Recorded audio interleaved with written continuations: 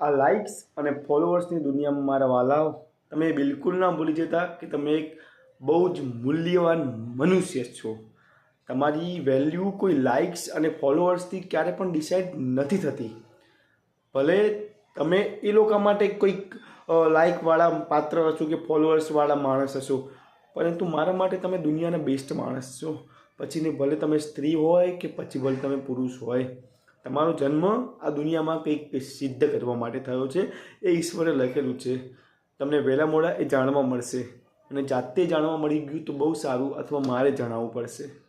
તમે બહુ જ મૂલ્યવાન છો. તમને ભલે લોકો તમારી કદર ના કરતા હોય, પરંતુ હું તમારી કદર કરું છું. મને ખબર છે તમે લોકોએ બહુ સ્ટ્રગલ કર્યું છે, બહુ સંઘર્ષ કર્યું છે એક જર્ની જીવવા માટે, અને હું એની હંમેશા રિસ્પેક્ટ રાખું છું. તો તમે કોઈની ઉપર આશા ના રાખતા. બસ જેવી રીતે હજી સુધી નથી રાખી. તમે લડતા ગયા છો તો હજી પણ આગળ લડતા જશો. કંઈક તો મળશે જો તમે કર્મ કરશો તો. આ ઉપરવાળાનું ગણિત બહુ ખતરનાક ચાલે. એ હંમેશા તમને તમારા કરતાં તમે જેટલું જોઈતું છે તમને એના કરતાં વધારે આપશે. તમે ક્યારેય હાર ના માનતા. બસ હું તમારી જોડે આટલી જ આશા રાખીશ. તમે લડતા જાઓ, તમે કરતા જાઓ, તમે ધીરે ધીરે એ સ્ટેજ ઉપર હશો જ્યારે મારે પણ તમને મળવા માટે અપોઇન્ટમેન્ટ લેવી પડશે, અને હું એ દિવસ જોવા માગું છું. બસ બીજું કંઈ નહીં કહું.